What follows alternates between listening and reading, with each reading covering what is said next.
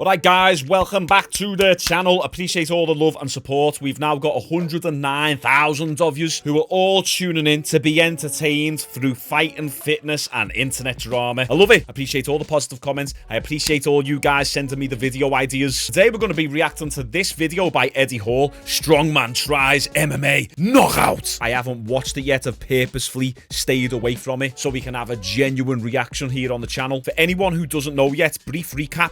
Eddie Hall is fighting in a 4-man MMA tournament against 3 other strongmen. Well, one is a bodybuilder, and those strongmen are Brian Shaw, Mitchell Hooper, and then the bodybuilder is Martin Ford. They're all absolutely massive. They're fighting in Qatar, and I think it's in about 4 or 5 weeks' time. I'm quite excited for it. Just seeing a bunch of strongmen go in there and try and kick the crap out of each other. It's going to be entertaining. I don't think we're going to see any technical masterclasses, so we're just going to start this from the beginning. Let's give the video a like, because then that tells the YouTube algorithm to recommend me more content like this, and you should do the same if you like these videos of mine. I've been doing MMA training now for probably 4 months. It's been a really hard transition, obviously doing quite a good period of boxing. 4 months? It's taught me some bad habits for MMA. Yeah. So this is going to be completely different. We've got guys today that are 6'9", 6 foot tall. We've got guys that are very, very experienced in the rings, you know, the pro fighters. I think everyone I'm going to be fighting today is a pro fighter. So I'm going to do a little bit of a warm-up. Tom Aspinall's here, by the way. He's like the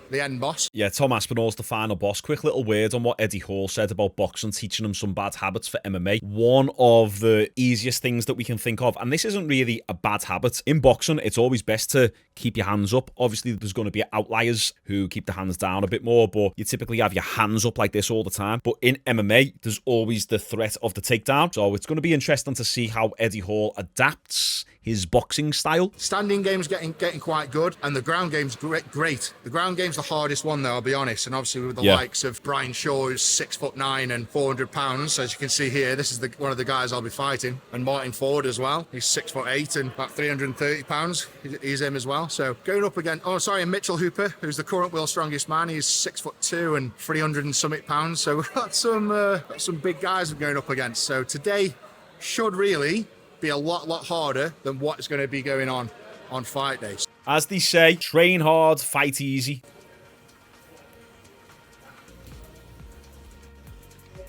Some big guys here. Anyway, I would just go through a few warm-up drills with Tom Aspinall and the rest of his crew, and I'm going up against first a guy called Midner. He's a 6'9" Russian MMA fighter, absolute monster of a man, and I was pre-warned that he was a bit of a lethal weapon. I was very cautious with this guy. Didn't want to attack him, to be honest. It's just wanted to feel each other out, and yeah, we'll wait and see. I get a nice little kick to the face in a second. It was a good wake-up call for the first round. I was just about to say, what we can see Eddie Hall doing here is he's leaning to his right a little bit, which is fine in boxing. The boxing coach was showing me how to stand a little bit more for boxing, and you've kind of got to lean over a little bit so your weight is on that back leg. The only problem with that is that your head is open for the high kick, and that's what Eddie's doing here. Now for boxing, not too bad. Nothing really particularly wrong with it. But Eddie Hall's head always being off the centre line like that, it's just asking to be head kicked. Sparring. There you go. Damn, that was a big shot. That. Let's watch that again. It's okay. The guy didn't even throw with full power. I thought it looked quite hard, like he probably threw full force into it. But let's watch again. It doesn't look like he throws with a lot of power. So watch this guy. Don't watch Eddie Hall. Watch the 6'9" giant fella. See how much power he puts into this kick. Face in a second. It was a good wake-up. Let's watch. For the first round of sparring. So just now. Not much. One more. I don't keep playing it, but look. Not much power. Damn. But that's the thing. When you're that big, you don't need to throw everything into your shot. Also, if Eddie Hall has never really been kicked in the head before, it comes at a little bit of a shock. I guarantee after a couple of years of training, he'll be able to take head kicks like that all day. It's just a little bit of a shock when you get head kicked for the first time. Even if it's just like a slap in the face, it's different than a punch. But sometimes just the slap of the kick, it can shock you and stun you a bit. Maybe Eddie Hall is concussed, or I don't know. It might have just been the shock of it. It's okay. That was a good one.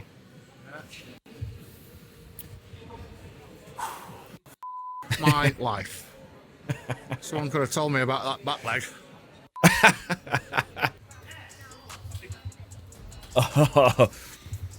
Okay, these are big fellas, these. Which is good for Eddie. He needs to be fighting people like this to get him ready for Mitchell Hooper. Okay, good double jab, right hand. Nice right hand, left hook by Eddie. See,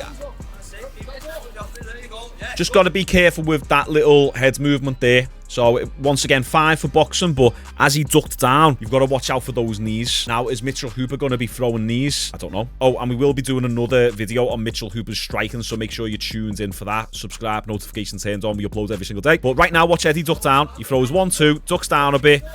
Just got to be careful.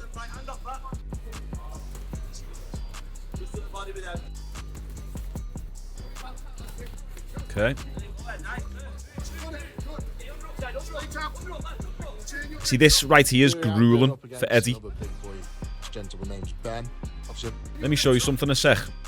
So Eddie Hall seems fairly comfortable in these exchanges where it's close in and he knows that it's mainly just punches.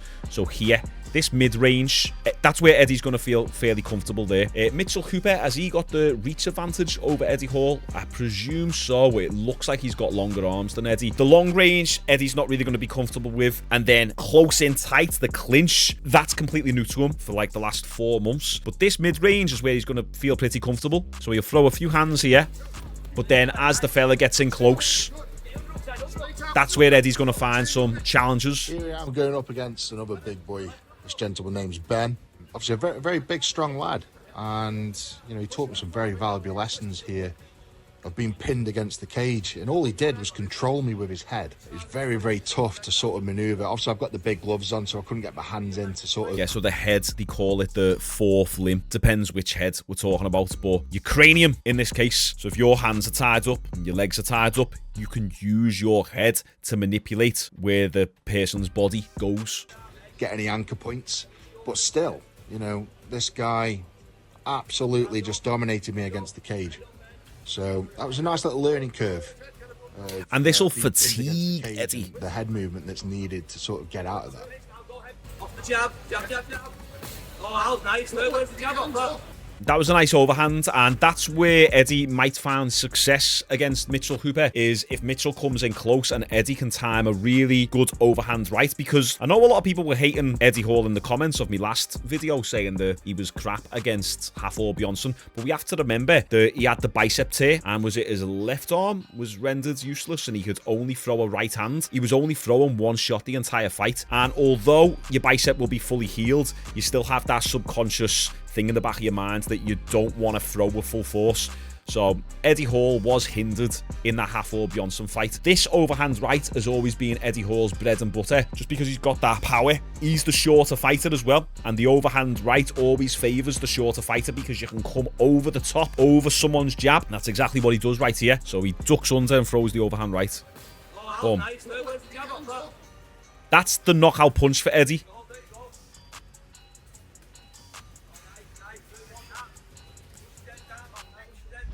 Once again, just got to be careful in those situations right there. Like, he'll throw a couple punches, put his guard up. So Eddie puts his guard up, and then the guy got underneath Eddie's guard and was able to... Is he on a single leg there? I think he was on a double leg. Good defense. Eddie's got the overhook. Or the wizard. Good body shot by Ed. Hey, right hand. Go ahead, Eddie. Nice hands. Oh, imagine if that hit. Let's watch a few of those shots again, because Eddie was putting in some good work there. This right hand there. Oh, body shot with the overhand right. Good head movement. Eddie ducked down. Just got to be careful of them with that leaning to the right a little bit. This guy needs to go for a takedown. Needs to level change on Eddie. Eddie's putting in some good work here. Eddie, if you're listening, check this out. I know you've got coaches who know a lot more than me and who are a lot more experienced than me. And I know he'll probably be working on this as well. But if you've got Mitchell Hooper up against the cage like that and you unload and bombs on him, bang, bang, bang, it's going to be in Mitchell Hooper's best interest to level change and go for a takedown on you. So you could use that to your advantage, and you could kind of set a trap for Mitchell Hooper, so you can throw some shots out there, not full force, and bait Mitchell into going for the takedown and time a perfect uppercut. Right, I'm here with the main man, Tom Aspinall, and the new undisputed. Would you say that? I don't know how it works. Interim. People get upset. Interim, People get upset. undefeated, ultimate phenomenon, Tom Aspinall. Can we get Tom Aspinall versus John Jones, please? John, please stop ducking Tom Aspinall. No one wants to see John Jones versus Stipe Miocic. We're past it. We're over it. Stipe needs to fight someone else. I love Stipe. I'm sorry to do it to you. I think if there's anyone who's going to dethrone Jones, it's going to be Aspinall. He is the undisputed champion. I am just the interim champion at the moment. Like you say, I'm looking to unify it. Yeah, I guess That's the fight. That's it. Yeah. That's it. Sorry, that's what I was meant to say. John Jones has got the undisputed title. Tom Aspinall has got the interim title. Why does John Jones need to fight Stipe Miocic? When was Stipe's last fight? Was it against Ngannou? So Stipe's last fight a loss? Usually what happens is the person who's got the interim title and the person who's got the undisputed title unify. They face each other, fight, and actually find out, okay, who is the top dog, the top G? Yeah, right. So I'm not fighting Tom, by the way. That would be a very big life mistake. So if you do martial arts of any sort, or you box, and then you're in a room and then someone says, oh, here he is, oh, I don't want to get on the wrong side of you, whatever they say, just kind of like how Eddie done. Usually for the person who is the fighter, it can be a little bit uncomfortable, because like, what do you say back to it? Yeah, you're right, I can batter you and everyone else in this room, so show your respect, bitches. No, it's just kind of like, oh, yeah. No, don't be silly. You never know what to say. Is it just me, or is anyone else like that? Maybe it's just me and me awkwardness. Did you catch any of my sparring? I didn't, mate. I was. You missed. I was training at the same time. You missed some big lessons there, Tom. Wow, He's a handful, mate. wow. Well, I thought, I'll just keep my distance, just work my way in when I can, and then he just switched back leg, and I woke up on my back. So, fair play to him. That's what happened, mate. But it's learning, isn't it? Yeah. Especially, mate, I still crave and try. I try and get myself in as many uncomfortable positions as I can. That's what it's all about. When you get in a fight and you get uncomfortable, if you're not used to that, what are you going to do? You've got to get comfortable being uncomfortable. Exactly. That's the secret to That's this all game. about, mate. Yeah.